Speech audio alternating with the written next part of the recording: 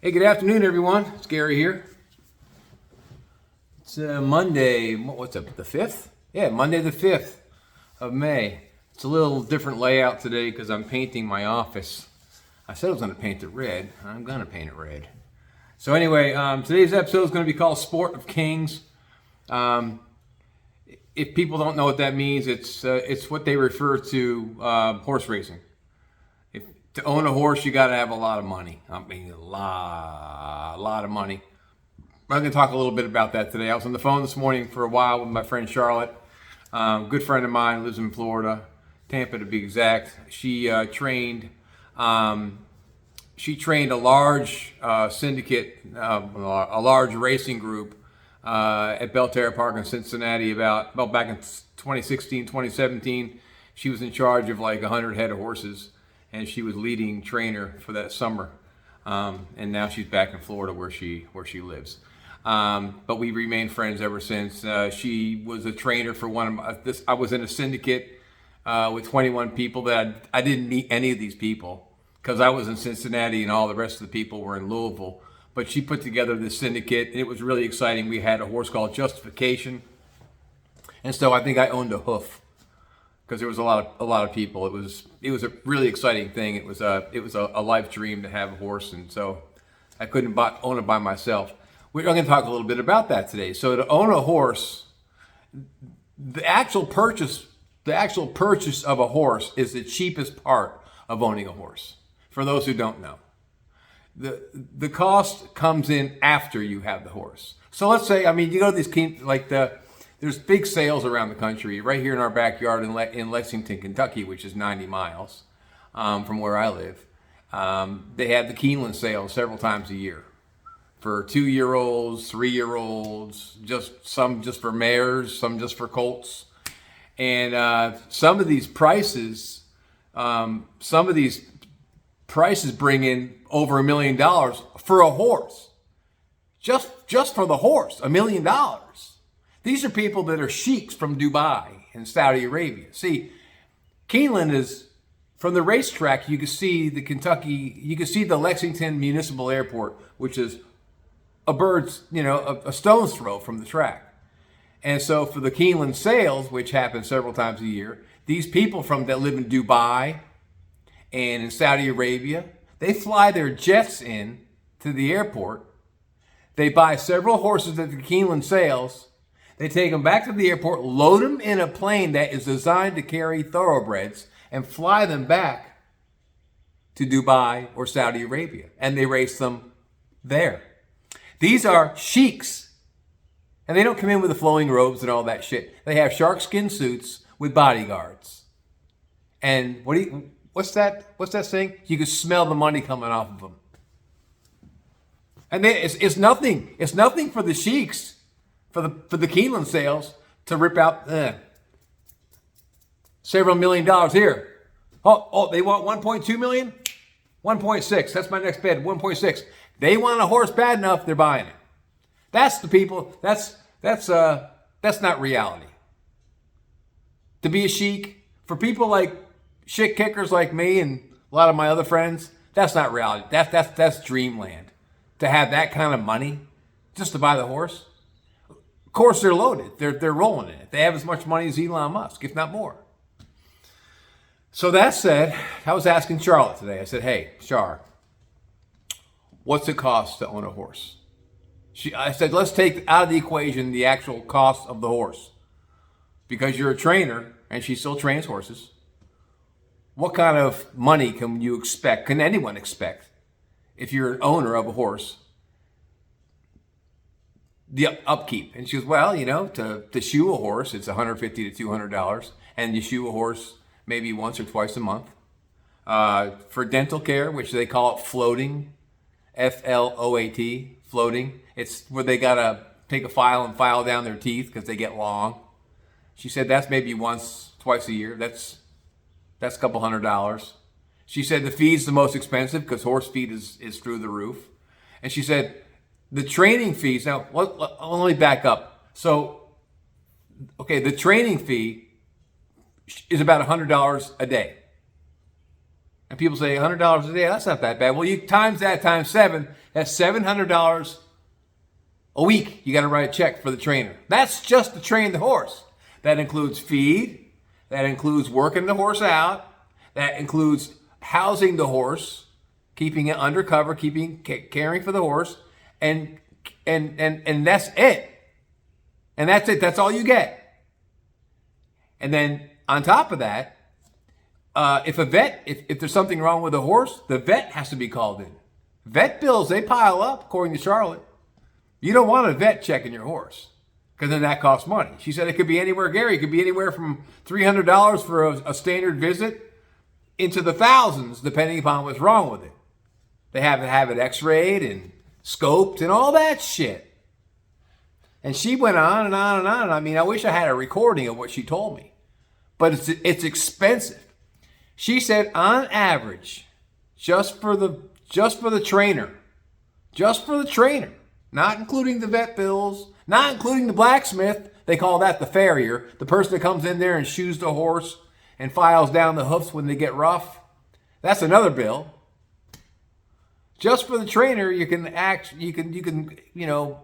budget in $2,000 to $2,500 a year just for the trainer. Is that right?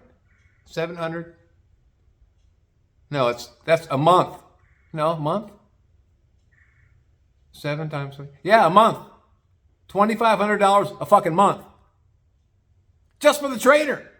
So yeah, 7 times 4 is 28. Yeah. $2,800 a month. Just for the fucking trainer. And that's for a local trainer. Some of the horses that are trained by, I don't know why, my math is horrible, people. You got to give me a break. I was horrible at math. I'm trying. Charlotte's watching this right now. She's laughing her ass off, calling me a dumbass.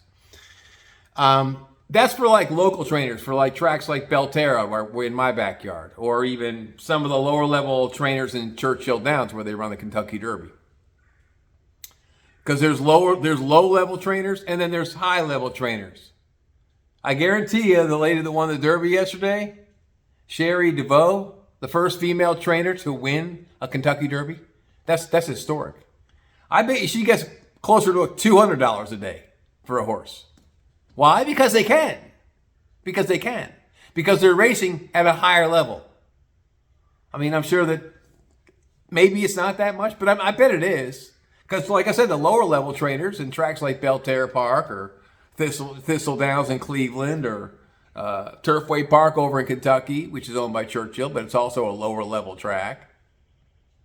$100, $125 a day just for training. That's why they call it the sport of kings. Because you have to have a lot of goddamn money to own a racehorse. And just God forbid, here's another thing that people don't put in the equation. And Charlotte told me this. God forbid that horse comes up lame in a race. It twists its ankle. Or does something to its hindquarters. Or something. Because these things they're very delicate animals. You look at the size of their legs. The diameter of the front leg is no bigger than a pool cue. And you got 1,200 pounds of solid muscle on top of these tiny little legs. Something fractures, or they pull a hamstring, or they pull a muscle, or anything. Then you got to put them on layoff. Then they call that taking it out to the farm. You got to repair the horse, right? Well, guess what? While the horse is at the farm repairing itself, resting, guess who's still paying $700 a week for the trainer? You. Because the trainer doesn't give a fuck. Of course she does care, or he does care. But that's the nature of the beast. If you're going to keep the horse, and it's your horse, all right? It's your horse.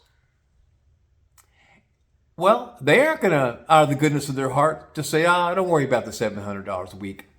Don't worry about that. No, they want to get paid. So that's the evil part of the racing game. If he gets hurt or she gets hurt, because there's fillies and mares and there's colts and there's regular horses. Anything past the age of 3 is considered a horse. As a colt, it is anywhere from, a yearling. A yearling is 1. And then 2 and 3 years old is called the colt. So it's expensive as fuck. That's why they call it Sport of Kings. I'm sure I can go on and on and on about this. If Charlotte was here, she'd probably explain it better than I could. Eventually, and I was telling her today, I said, eventually I'm going to have to get a bigger set. Maybe where I can have a guest on.